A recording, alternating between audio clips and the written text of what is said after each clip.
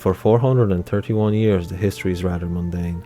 Knightly orders are established, heads are crowned only to be assassinated. The death of Savrien Chorak cast turmoil on all of Tamriel. With his demise, the Second Empire came to an end, and Orsinium, which the orcs attempted to rebuild, was no longer recognized as a valid state. The empire, which gave Orsinium legitimacy, crumbled. The Bretons, wary of the threat unified Orsimer pose, allied once again with the Redguards and destroyed what little orcs have managed to rebuild.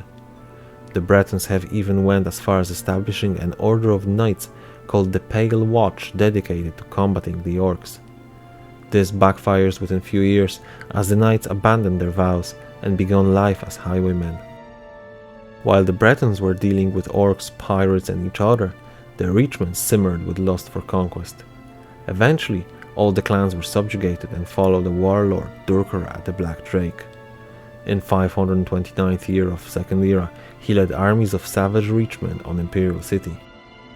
Greatly weakened by the dissolution of Second Empire, the city is captured, and for 8 years Durkara sat on a ruby throne. However, he was not satisfied with Cyrodiil and set his sights on an enemy that defied his kind for centuries, the Bretons. In 541st year of Second Era, the Bancorai Pass falls for the first time and only time ever. 5 months of siege and carnage allowed Durkara into High Rock. Later that year, Evermore was plundered by the Reachmen after only 3 days of siege. He moved his forces swiftly through the land, aiming to humiliate the most powerful and richest state in the province, Wayrest. For 57 days they contested for control, and it is at Wayrest's gates that Durkara Black Drake met his end at the hand of King Emeric of Daggerfall. In an attempt to prevent such invasions in the future, all of major powers of High Rock signed the Daggerfall Covenant, a pact binding them to military cooperation in case of a common threat. The Second Era's year of 560 is one of which few think of with fondness.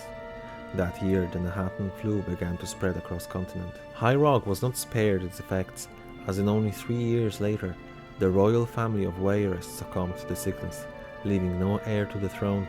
Emeric became king of Wayrest as well. Another 3 years pass, and Emeric promised to marry a princess of Shornhell, but in the end pursues the affection of the daughter of a king of Sentinel. With this affront, Shornhelm's army marches on Wayrest, and Rancer's war begins. This brief conflict was really one-sided.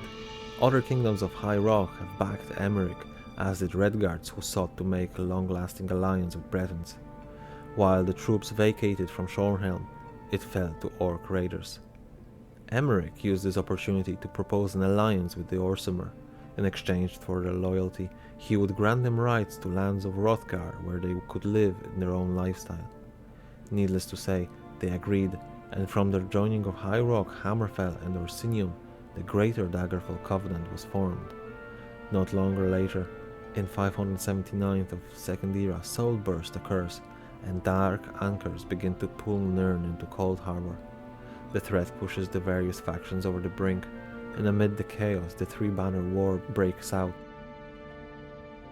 The Covenant claimed the right to the throne of Tamriel based on the belief that they were the true successors of Remen's Second Empire, wealthy, cultured and just. Indeed, their plan for the continent was noble and fair, as they planned to include the rulers from every kingdom in the council which would rule the lands.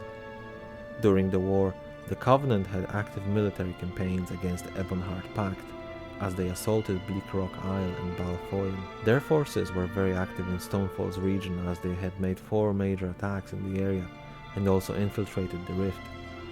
To the south, the Covenant soldiers made landing in Ordon, where they clashed with the Elves, while the forces of Dominion counterattacked in Glenumbra. Despite their honest and eager efforts, the Daggerfall Covenant broke apart after 582nd year of Second Era due to infighting and opposing goals. Power struggle between Orc leaders resulted in Orsinium breaking off from the alliance. All races went to lick their wounds and rebuild their lands after Plain Meld ended. Despite their alliance war coming to an end, the interregnum lasted for another 314 years, until the end of Second Era. as neither the Covenant, Pact or Dominion managed to capture the seat of power of Tamriel. The time after the Great War was hardly peaceful.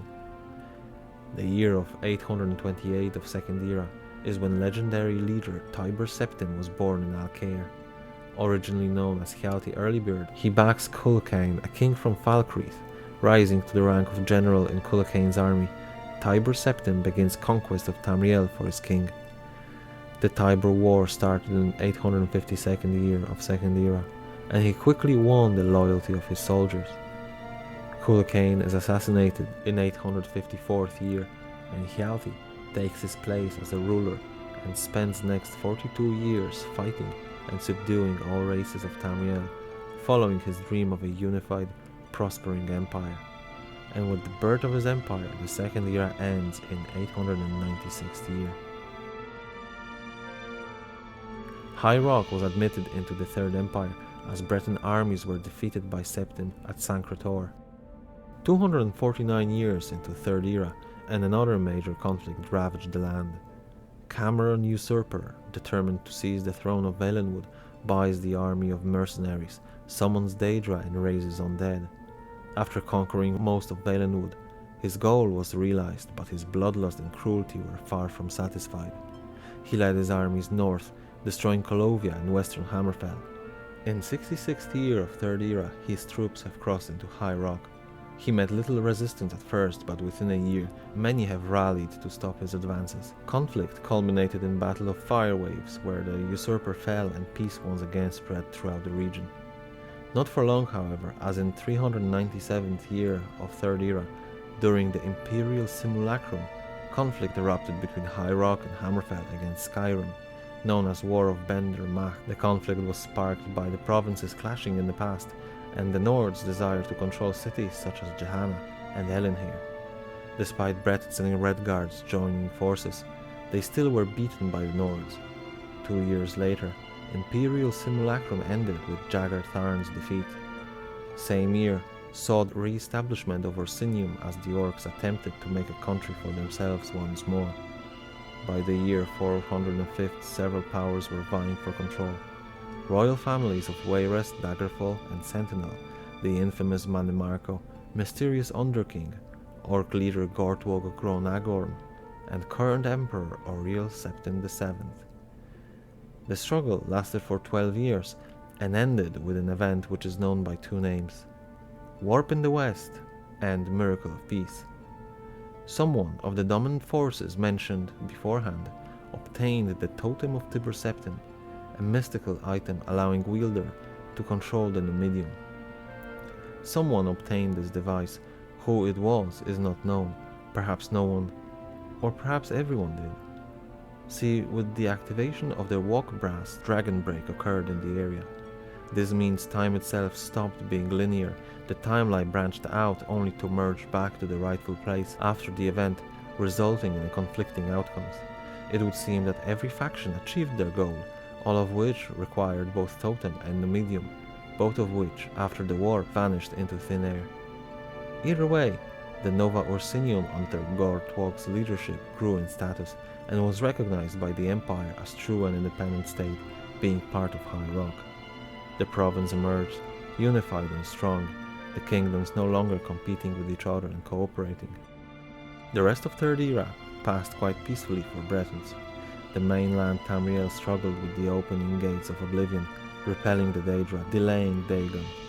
The lands of High Rock suffered less than most, if at all, for no records mention the crisis. And so, with the banishment of Mern's Dagon, several things came to an end. The Third Era and the Septim's dynasty. In the chaos and commotion, out of fear and instability in the kingdoms, the Orcs of Orsinium have once more fallen victims to the armies of Breton and Redguards. Their city was torn down, causing many to flee east to Skyrim. Without an heir to the throne, the Councillor Okato became the regent, and despite his best efforts, the unified empire deteriorated. Aldmeri Dominion emerged once again, this time including elsewhere. Argonians broke off and enacted vengeance on the Dunmer for centuries of slavery. And so, in Fourth Era, the functional empire consists of Cyrodiil, High Rock, Skyrim and Hammerfell. although the latter two also break away from the empire after the Great War, which lasted from 171st to 175th year of Fourth Era. It ended in Pyrrhic victory for the empire, and still High Rock remained loyal to the White Gold. While the war has left Bretons rather unscathed, they still had their own share of problems, such as when Corsairs plundered the city of Wayrest in 188th year of Fourth Era. Orcs yet again attempted to gain a place to call home in the world, but this time somewhere else, in Dragontail Mountains. Who knows what the future holds for Bretons? Will they honour their bonds to Cyrodiil, or will they turn on them just as they did to the Direni centuries before?